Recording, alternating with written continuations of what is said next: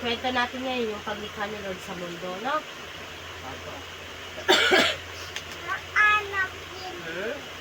Sabi ni Lord, nang simula, likhain ng Diyos ang lupa at langit. Nakikita niyo ba yung lupa yung naapakan natin? Yan daw yung nilikha ni Lord. At saka yung langit. Alam niyo yung pag lumalas tayo, makita natin yung Araw. Oo, nakita niyo yan? Yan. No.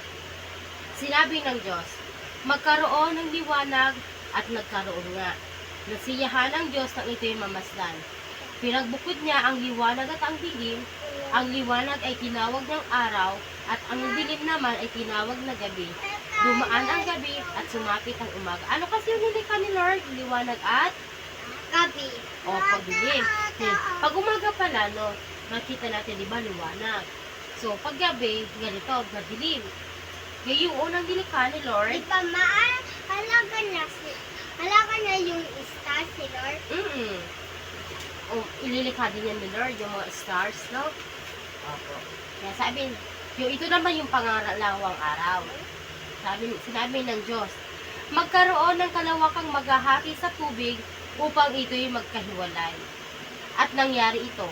Ginawa ng Diyos ang kalawakan na pumagitan sa tubig na nasa itaas at nasa ibabaw. Langit ang itinawag niya sa kalawakan. Dumaan ang gabi ay sumapit ang umaga. Ayan. Sabi ni Lord, ayan, pinaghati niya daw yung tubig sa, yung yung pinaghiwalay niya banak yung tubig sa kalawakan. Ibig sabihin na, yung kalawang yung sa labas na, kaya pag nakita niya sa labas, diba, makasama lang daw yung tubig sa kalawakan. No? Pero, ang ginawa ni Lord, pinaghiwalay niya. No? Yeah. Yung swimming pool din, mahiluwa ni Lord. Ginawa ni Lord ang swimming pool. Ginawa na lang yun ng tao, pero binigay ni Lord ang talino para makagawa sila nun. No? Marunong si Lord gawa isda. Oo naman, nilikha niya ang mga isda. Opo. Magaling tayo si lupa, no? Anak tayo ni Lord. Yes, anak tayo ni Lord. Appear. Sabi ni Lord, magsama sa isang dako ang tubig sa silong ng langit upang lumitaw ang lupa. At ito'y nangyari. Ang lupa ay tinawag niyang daigdig. Opo. At ang karagatan naman ang nagsama-samang tubig, nasiyahan siya ng mamasdan ito. Pagkatapos, sinabi ng Diyos, magkaroon ng lupa ng lahat ng mga uri ng namumunga at nagbubutil. At nangyari ito, tumubunga sa lupa gayong mga halaman. Nasiyahan sa kanya ang ginawa ng ito'y mamasdan. Yun ang ikatatlong araw. Yun yung sabi ni Lord na, di ba nakita niyo yung mga puno?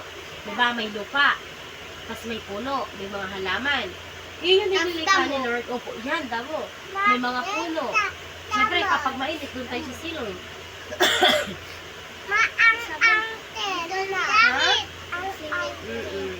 Ano kasi nilikha ni Lord? Mga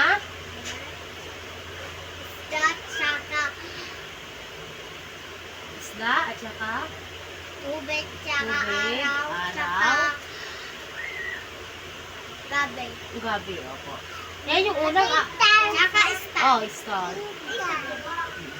Pero, Tapos, sabi ni Lord, magkaroon ng mga tanglaw sa langit para mabukod ang araw sa gabi.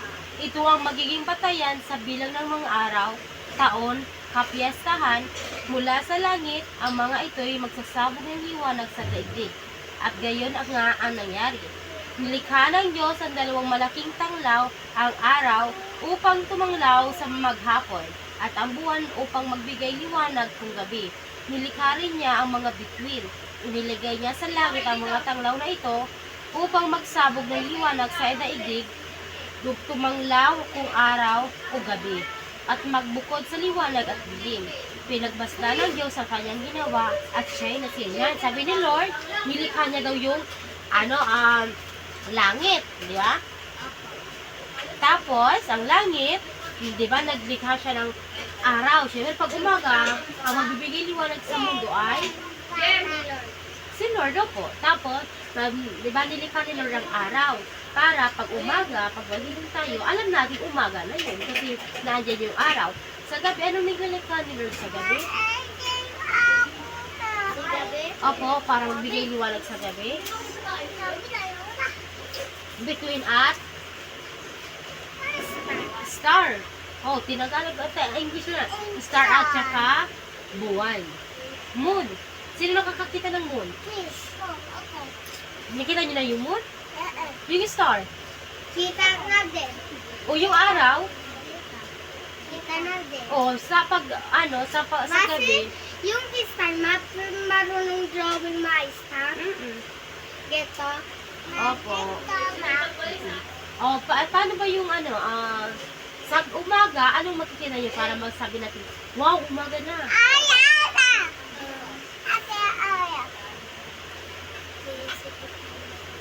Araw. Opo, liwanag, nagbibigay tanglaw sa tuwing umaga, sa maghapon. Sa gabi, ano yun magbibigay ng liwanag sa gabi? Opo. Buwan at Buwan at araw. ang araw sa umaga. Sa gabi, buwan at saka star. No? Kaya yung nilikha ni Lord. Yan yung ikaapat na araw na nilikha ni Lord. Sabi ni Lord, magkaroon ng tubig na maraming bagay na may buhay. At magkaroon din ang mga ibon sa himpapawid. Nilikha ng Diyos ang dambuhala sa dagat at lahat ng mga bagay na nabubuhay sa tubig. At lahat ng mga uri ng ibon, hinasdan niya ang kanyang ginawa at siya'y nasiyahan. Pinagpala niya ang mga ito at sinabi, magpakarami ang lahat ng bagay na nabubuhay sa tubig at punuin ang karagatan. Magpakarami rin ang mga ibon at punuin ang mga daigdig. Dumaan ang gabi at sumapit ang umaga. Yan yung alam mo nakikita niyo yung mga ibon, Opo. di ba? Tweet, tweet, tweet, tweet. Diba? Tuwing umaga, makakarinig naman. Yan, tulad ng kalapati. Diba? At saka agila. Yang chicken. Angela? Mm-mm. Dalo tayo Angela? No, iba naman yun, anak. Buiwaw yung sisira yung Sa cellphone yun. Pero, sabi ni Lord, nilikha niya yung mga nabubuhay sa dagat at saka sa lupa. Alam niyo yung makikita sa sa dagat or sa tubig, mga isda. Ano pa? Star. Opo, isda. Tapos shark.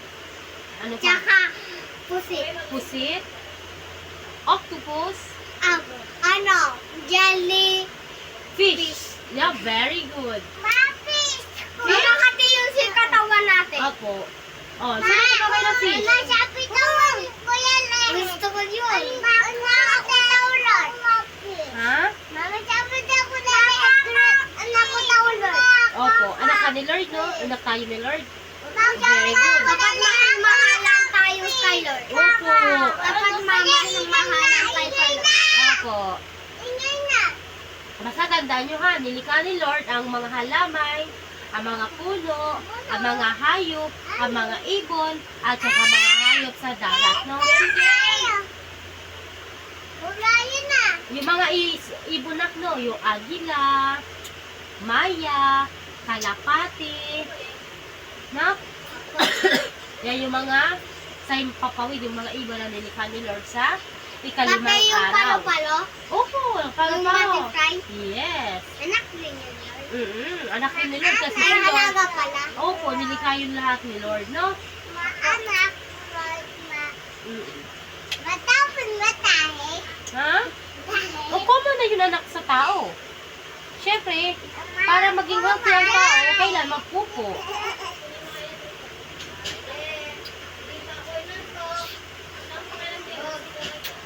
Sabi pa ni Lord, magkaroon ng mga lahat ng uri ng hayop sa lupa.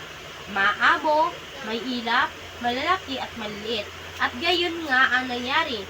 Nilikha nga ng lahat ng ito at siya'y lubos na nasiyahan ng mamasdan ito. Pagkatapos likhain ang lahat ng ito, sinabi ng Diyos, ngayon, lalangin natin ang tao Ating gagawin siyang kalarawan natin, siya ang mamamahala sa mga isda, mga ibon, at lahat ng hayop. Maging maamo o mailap, malaki o maliit, nilalangan ng Diyos ang tao ayon sa kanyang larawan. Mamaya din eh. Opo. Lumalang siya ng isang lalaki at isang babae, at siya'y pinagpala, wika niya. Magpakarami kayo at punuin. Magpakarami kayo at punuin ang buong daigdig at magpamahalaan ito. Ano yung dagang? Bibigyan ko kayo ng kapangyarihan sa mga isda, sa mga ibon, at lahat ng may ilat na hayop, maging malaki o maliit. Bibigyan ko rin kayo ng lahat ng uri ng butil at mga punong kahoy inyong makakain. Ang lahat ng halamang lutian ay ibibigay ko naman sa may ilat na hayop, malaki man o maliliit, at sa lahat ng mga ibon. Natandaan niyo ha, nilikha ni Lord ang mga hayop. No, Mamura ka? Mura yun? hindi, animals yun anak. Hindi yun pagmumura. Kaya yung mga kinds of animals, katulad ng horse, dog, cat, Mali lion, ko kasi tiger, baby. ha? Mali ko kasi baby No. dog. Tsaka si baby pusa. Opo. Kakote. Yun, mga nakita yung carabao, no? Makikita nyo doon, no? Yun nilikha yun ni Lord. Boboy, tumigil na boy. Ayan. Tapos, pagkatapos likhain ni Lord yung mga hayop, alam nyo kung anong nilikha niya? Sumunod, mga tao. Yan, nilikha niya si Adan at si Eva. Kasi alam nyo ba, si Lord, ginawa niya, ginulman niya yung tao, tapos inihipa niya. Kaya tayo maganda at guwapo, alam nyo ba bakit? Kasi sabi ni Lord, magiging kawangis natin siya at mahal niya tayo. Tama na. Mahal niya tayo, no? Ako na ito po dalangin na. Ha? Ako na Gusto mo punta sa langit? Ako. Makote. Gusto mo na rin? Parang gusto O, ko kamusta pa makita si si Lord. Mama? Mapunta ka din sa langit para kita-kita tayo. Apo. Kay Lord. Ay na, no? Sa right comes, hindi pa ngayon. Bala, ano gusto gusto ni Lord sa atin? Kung kaya niya tayo kukunin, no? Nak. Tapos, makinig ka. Tapos, sa ikapitong araw, yun yung pagpahinga ni Lord. Sabi kasi, di ba, pag ever Sunday, anong ginagawa natin pag Sunday? Oo. Pagkaina. O, pagpapahinga. Tapos, punta tayo sa Si school. Sunday, linggo, punta sa school. Saan tayo pumunta pag linggo? Oo. Ano hindi mo alam? Di ba linggo-linggo maalis tayo? O, saan tayo pumunta? Sa church. Di ba Monday, Tuesday, Wednesday, Thursday, Friday sa school. O, pag Saturday, dito sa bahay. Pag Sunday, sa simbahan. Kasi yun yung sabi ni Lord na pag ikapitong araw, kailangan pahinga natin at pagpapasalamat natin kay Lord. yan. Diba? Ano kasi yung mga nilikha ni Lord? Lika. Opo, ano yung mga nilikha ni Lord? Tao. Tsaka. Tao, Star. Tsaka. Star. Gabi. Tsaka. Sa gabi. Tuhan. buwan, Tsaka. tsaka, Ganda. opo, yung mga animals. Na? Opo. Yung mga prutas. Marunong si... Sila yung prutas. Siya kasi nga. Siya kasi yung naglikha sa atin.